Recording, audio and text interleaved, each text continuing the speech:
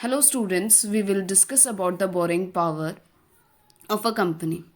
अब किसी भी borrowing power of a company में क्या होता है कि जब एक कंपनी स्टार्ट होती है तो वो एक कैपिटल के साथ शुरू होती है, उसे एक इनकॉर्पोरेशन सर्टिफिकेट मिलता है या फिर हम कहें कमेंसमेंट ऑफ बिजनेस का सर्टिफिकेट मिलता है। वो जिस भी कैपिटल के साथ शुरू होती है वही कैपिटल के साथ वो अपने बिजनेस को आगे नहीं बढ़ा सकती, उसके लिए उसे एडिशनल कैपिटल की रिक्वायरमेंट होती है टाइम टू टाइम।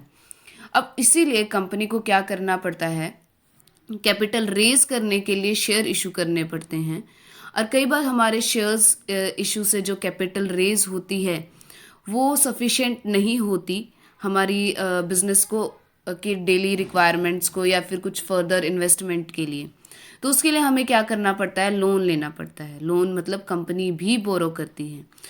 एक कंपनी जब बोरो करेगी तो उसे अपने आर्टिकल ऑफ एसोसिएशन और मेमोरेंडम ऑफ एसोसिएशन में ये सारी चीज़ें मेंशन करनी पड़ेगी कि वो कितना मनी बोरो कर सकती है और कितना नहीं, उसके पास कितना राइट है बोरो करने का। और उसी के हिसाब से वो जो सिक्योरिटीज़, क्या सिक्योरिटीज़ वो रख सकती है, किस सिक्योरिटीज़ के बिहाफ पे वो अपना अमाउंट बोरो कर सकती है, ये सारी चीज़ें वो पहले से ही अपने आर्टिकल ऑफ एसोसिएशन और मेमोरेंडम ऑफ एसोसिएशन में मेंशन करती है। अगर किसी कंपनी का मेमोरेंडम ऑफ एसोसिएशन और आर्टिकल ऑफ एसोसिएशन अथॉरिटी देता है कंपनी को कि वो कंपनी के लिए लोन ले या फिर मनी बोरो करें, तो उसे ये सारी चीज़ें उसमें मेंशन करनी पड़ेगी। अब एक कंपनी को पूरे राइट हैं कि वो अपना मनी बोरो कर सके, है कि वो कंपनी बोरो कर सके। अब हम किसको बोलेंगे कि वो एक लॉफुल बोरोइंग है या फिर एक्सरसाइज ऑफ बोरोइंग पावर्स क्या है। अब एक कंपनी जब स्टार्ट होती है, अगर मैं बात करूं एक प्राइवेट कंपनी की, तो वो अपने राइट्स उसे लोन लेने के लिए कब मिल जाते हैं, जैसे ही उसे सर्टिफिकेट ऑफ इनकॉर्पोरेशन मिल जाता है। और एक पब्लिक कंपनी को लोन लेने का राइट तभी मिलता है जब उसे certificate of commencement of business का सर्टिफिकेट मिल चुका है। और उसी टाइम वो अपने शेयर भी इशू कर सकती है या फिर वो अपने बिजनेस को चलाने के लिए डिबेंचर्स भी इशू कर सकती है। जनरली ये देखा गया है कि जो आर्टिकल ऑफ एसोसिएशन है उसमें ये लिखा हुआ है कि क्या पावर्स हैं बोरो करने के लिए, क्या डायरेक्शन हमें चाहिए, उस पर डिसीजन कौन लेगा। ये सब के लिए हम एक जनरल मीटिंग बैठाते हैं। उस जनरल मीटिंग में हम ये डिसीजन लेते हैं डायरेक्टर के साथ कि कौन सा डायरेक्टर हमें ये अथॉरिटी देगा कि हम कितना लोन ले सकते हैं। अब डायरेक्टर्स किस स्पेसिफाइड लिमिट, क्या डायरेक्टर्स किस अमाउंट तक आपको अथॉरिटी देता है लोन की। अब हमें उससे ज़्यादा भी चाहिए होता है या कम भी, ये सारा डिसीजन जनरल मीटिंग में लिया जाएगा। एक company section companies law section 180 के अकॉर्डिंग जो डायरेक्टर बोरो करेगा अमाउंट के लिए अथॉरिटी देगा कि इतनी अमाउंट होनी चाहिए, वो अमाउंट होगी आपकी जो पेड अप कैपिटल और फ्री रिजर्व्स हैं उनको मिलाकर, उनके एग्रीगेट को मिलाकर। उससे ज़्यादा की अमाउंट एक डायरेक्टर बोरो करने के लिए कंपनी को कभी भी नहीं कह सकता है। ठीक है, उसके बाद आपके आता है restriction on borrowing powers of a company. एक जो पब्लिक कंपनी है अपना certificate of commencement of business ले लेती है, तभी वो अपना बोरोइंग पावर्स के जो राइट हैं उनको यूज़ कर सकती है। अगर हम बात करें एक प्राइवेट कंपनी की, तो वो इनकॉर्पोरेशन ऑफ सर्टिफिकेट लेने के बाद अपने शेयर या अपने डिबेंचर्स या फिर लोन ले सकती है। उसके बाद एक पब्लिक कंपनी बोरो नहीं कर सकती मनी अपने पेड अप कैपिटल और फ्री रिजर्व से ज़्यादा। फ्री रिजर्व्स एक स्पेसिफिक पर्पस के लिए बनाए गए हैं, तो वो फ्री रिजर्व्स में वही रिजर्व्स होने चाहिए जो जिसके लिए वो रिजर्व्स बनाए गए हैं। उसके बाद एक कंपनी बोरो नहीं कर सकती मनी अगर उसके मेमोरेंडम या फिर आर्टिकल ऑफ एसोसिएशन में कुछ चीज़ मेंशन नहीं कर रखी है बोरोइंग के लिए या फिर बोरोइंग राइट्स नहीं है, तो वो कंपनी बोरो नहीं कर सकती है। अगर उसने आर्टिकल ऑफ एसोसिएशन और मेमोरेंडम ऑफ एसोसिएशन के कंपनी के मेमोरेंडम ऑफ एसोसिएशन और आर्टिकल ऑफ एसोसिएशन में ये लिखा हुआ है कि वो बोरो कर सकते हैं, तो उसके जो प्रोविजंस है उसी के अकॉर्डिंग उनको अथॉरिटी दी जाती है कि वो मनी को बोरो कर सकते हैं। एक कंपनी के पास राइट है बोरो करने का, तो उसके लिए जब उसके पास बोरोइंग मनी आ जाती है तो वो लाइबिलिटी क्रिएट कर देती है यानी कंपनीज की लाइबिलिटी इंक्रीज हो जाती है।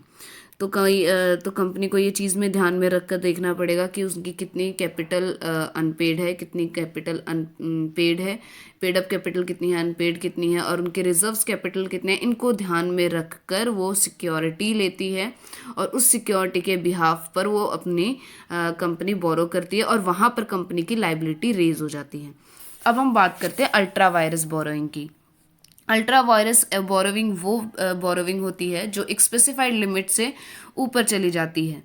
अब मान लो हमारे जो मेमोरेंडम और आर्टिकल ऑफ एसोसिएशन जो लिमिट दी गई थी, वो जो लिमिट है वो ज़्यादा हो जाती है, तो अल्ट्रा वायरस बोरोविंग हो सकती है। दो तरह की हमारे पास अल्ट्रा वायरस बोरोविंग हो सकती है। एक तो है borrowing ultra vires by the company और एक है borrowing ultra vires the directors. अब इसमें फर्स्ट में है कंपनी अगर अपनी लिमिट से बियॉन्ड जिसको जितनी उसको अथॉरिटी है उससे ज़्यादा अगर वो बोरोविंग कर लेती है तो वो ultra vires of the company हो जाता है, और वो जो बोरोइंग है वो वॉइड कहलाई जाती है।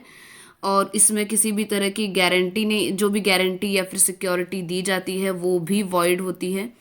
इस जो बोरोइंग हुई है इसको लीगली नहीं माना जाता है और इसका कॉन्सिक्वेंस ये रहता है कि जो भी हम बोरोइंग करते हैं अगर वो उसको रिकॉग्नाइज नहीं माना जाता कंपनी के अगेंस्ट में, इस टाइम पर लैंडर्स जिसने भी मनी दिया है कंपनी को वो अगर चाहे तो कंपनी पर केस कर सकता है, पर वो जो केस है वो इलीगल कहा जाएगा या फिर वॉइड कहा जाएगा।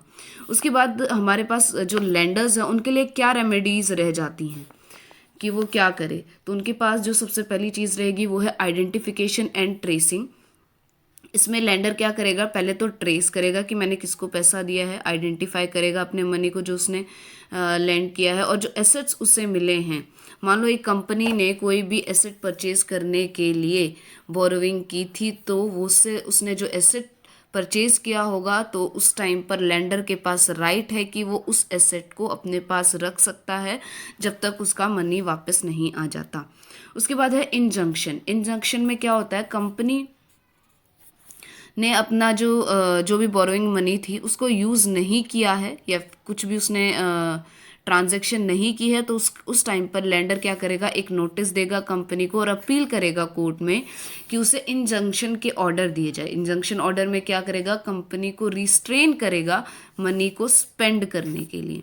उसके बाद है सब्रोगेशन क्या होता है, मनी जो भी वो बोरो कर रहा है कंपनी, वो जनरली या तो पे ऑफ मतलब जो डेप्ट हैं उसके उनको पे करने के लिए या क्रेडिटर्स को पे ऑफ करने के लिए ले रही है कंपनी, तो उस टाइम पर लैंडर क्या बन जाएगा, क्रेडिटर बन जाएगा और जिनको भी कंपनी ने पैसा दिया है वो उनसे अपने पैसे मांगेगा और जो भी सिक्योरिटीज़ उन्होंने क्रेडिटर्स की रखी हुई थी वो अब लैंडर के पास सिक्योरिटीज़ चली जाएंगी।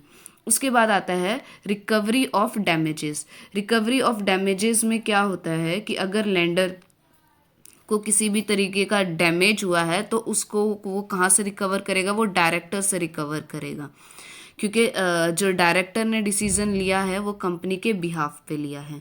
उसके बाद अगर borrowing ultra vires the directors होता है, यानी जो भी बोरोविंग हुई है वो डायरेक्टर्स के अथॉरिटी के बियॉन्ड हुई है, तो उस केस में कंपनी क्या करेगी, उस बोरोविंग को रेक्टिफाई करेगी, क्योंकि वो जो लोन जो भी पास होगा वो वैलिड होगा क्योंकि वो कंपनी ने किया था।